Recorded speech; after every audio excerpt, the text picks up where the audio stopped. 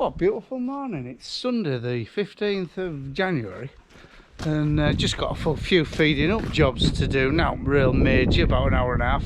Then I just want to go for a ride and just ride around a few fields really. Our fodder beet, well, into our fodder beet, the fodder beet we bought, Jake got caught out with frost and lifted it after a frost. Anyway, the frost came out in the heap and sent it all mushy. So yeah, that's all. I mean, we've got about 3 times as much as that left, and then we're on to some fresh, and he's found us some good. But we're thinking about growing a bit next year. I think well, our neighbour wants some, and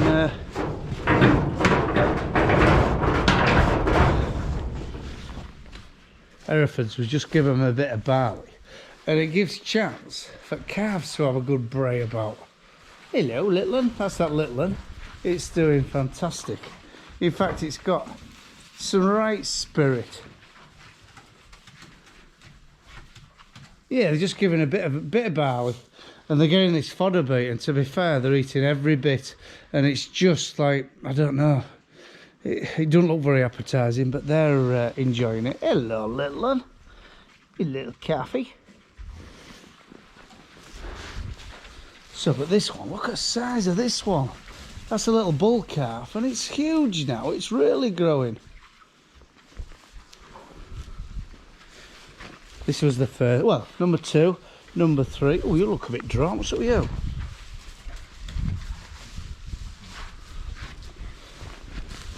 Oh no, they're alright. Kicking and bucking. This is number 2. Hey, you're a good one, aren't you? You're a good one. You're a little heifer, so hopefully you'll be kept on farm a bit.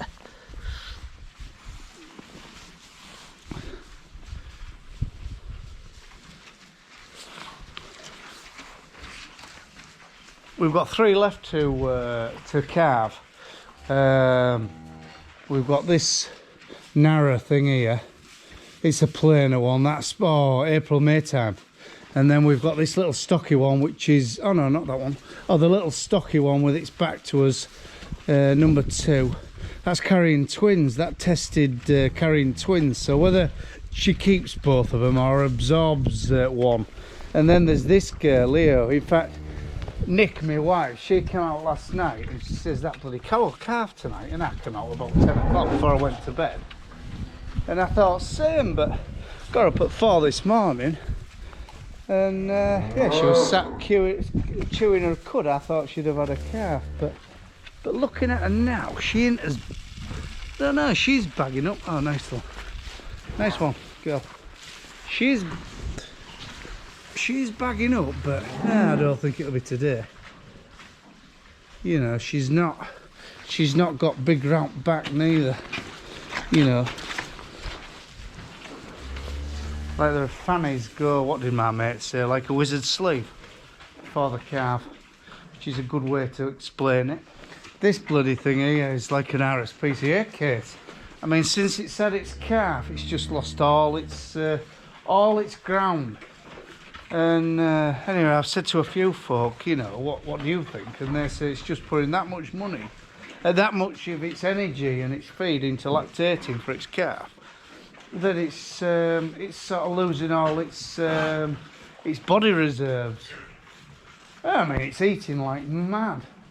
In fact, we put it in there to try and separate, to give it more, and it stressed itself worse. It was worse. It stopped eating, and I thought, oh, we're going to lose this. So we let it out, and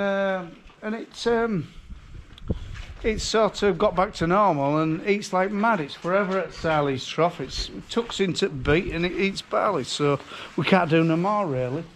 We give it a shot of antibiotic just in case there is something untoward going on inside, but no, quite pleased really.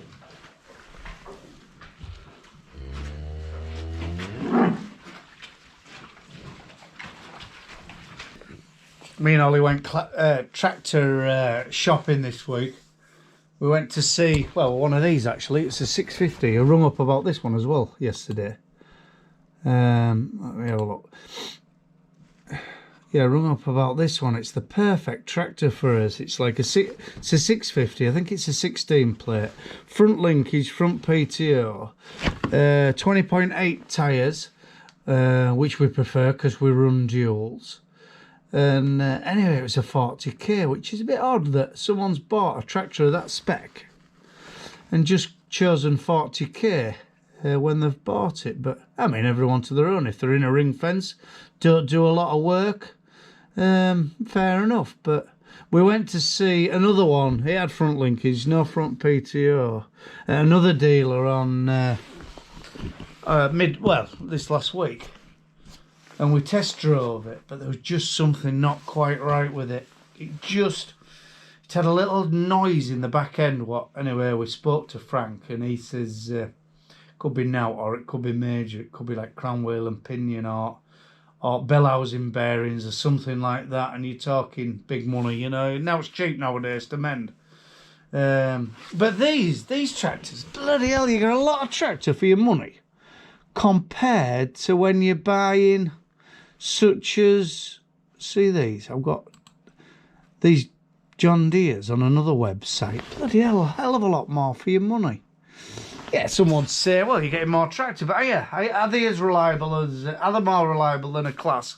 I don't know nowadays, because that 09 Claas of ours has done us very well. I know two lads who run a few Claases, and they do them proud, but the second-hand value is not so good on them. But we want something about 4,000, 5,000 hours, and then it'll probably do six or 700 hours a year, just to take the, just to share the burden, and just have 3 tractors. It'd be 16, 17 plate, so it'd be newest tractor on our farm. And just to share the burden between 3 units, and then we've got the big girl for the real heavy draft stuff. Yeah, it's quite frightening of the money you have to spend nowadays. So, yeah, I've got my heart set on a 640 or a 650 Arian. About 4,000 hours plus, maybe 4,500 hours. Front linkage, front PTO. Front PTO isn't essential, but it'd be nice to have it, because I don't know. You don't know what's going to happen in the future, and if you've got kitted up with it for a machine what wants front PTO, it's there, isn't it? But yeah, I'm gonna have to bite the bullet and spend though, aren't I? We're just down at a farm of ours, 7 miles from base, and very heavy grey clay. We've direct drilled most of it. Well, I think this is the 5th time we've direct drilled this one, and the soil quality, as in stands a lot of water, soil quality is good, and we thought we were getting on top of our blackgrass issue, and I'm just shocked, Christ almighty. I mean, but last year was a disastrous crop of spring oats. More down to seed and slug issues. It's very, very sluggy land, if that makes sense. Slugs seem to love this type of grey slimy clay, and I think slugs at Leather Jackets had a lot, and I think the seed want the best, and it was a disaster. It did about a tonne to acre. But soil quality wise, because we've had a lot of rain here, is we're getting to that cottage cheese effect, like the experts go on about.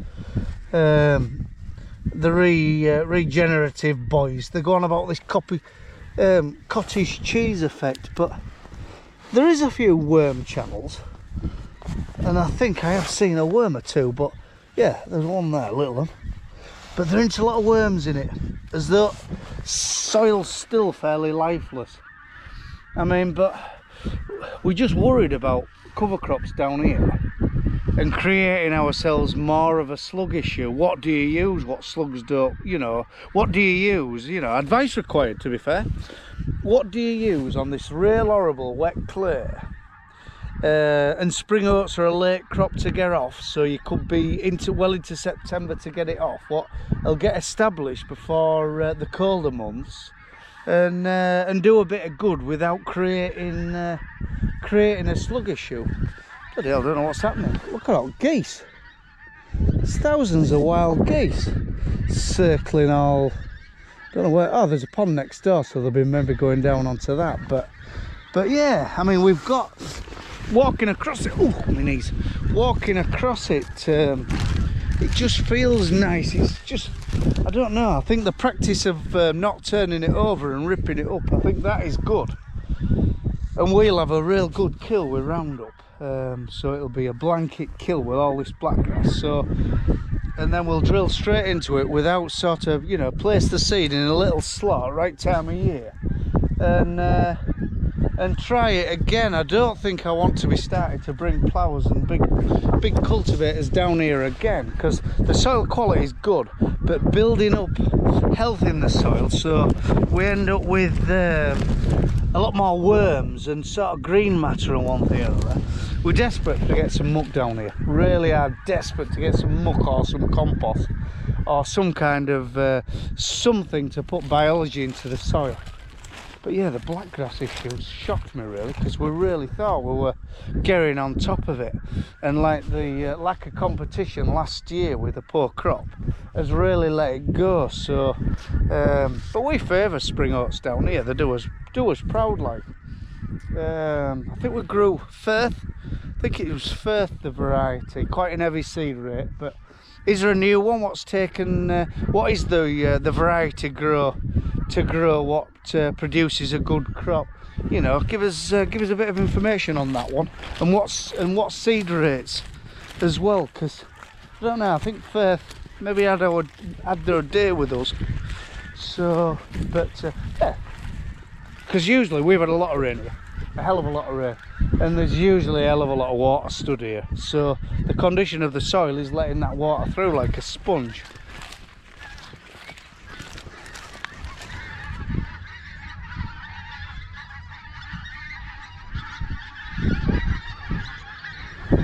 Oh, noisy buggers.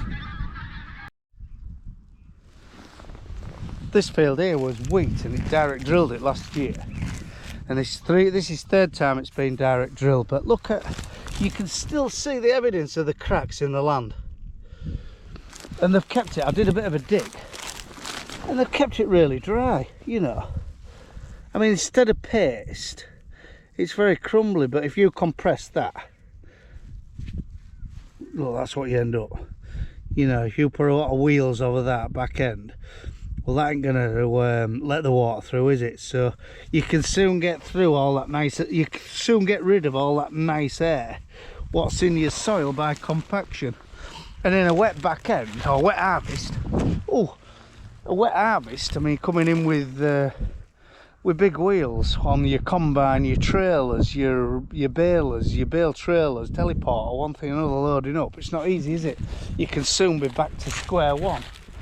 You know, you have to be careful, but yeah, it's amazing that the cracks are still here. So, but this is the second video I'm putting on today, because the first one, the workshop one, I ain't getting paid for, because I don't know whether it was because I advertised that a hardy sprayer, or I had the radio on the workshop, but I got done for copyright, so I don't get no money for that. I don't really understand eBay, YouTube, how it works really.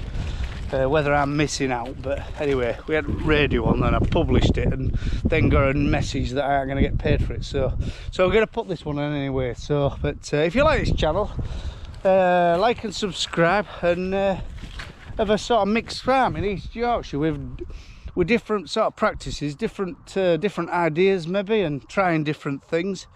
And as I said to you before, we don't take life too serious. You know, we have a bit of a giggle, but job gets done, and it seems to work. Don't run newish tackle, run older stuff, and it works for us. So yeah, if you like it, subscribe, and then you'll get notifications of how else we do. Right, bye for now.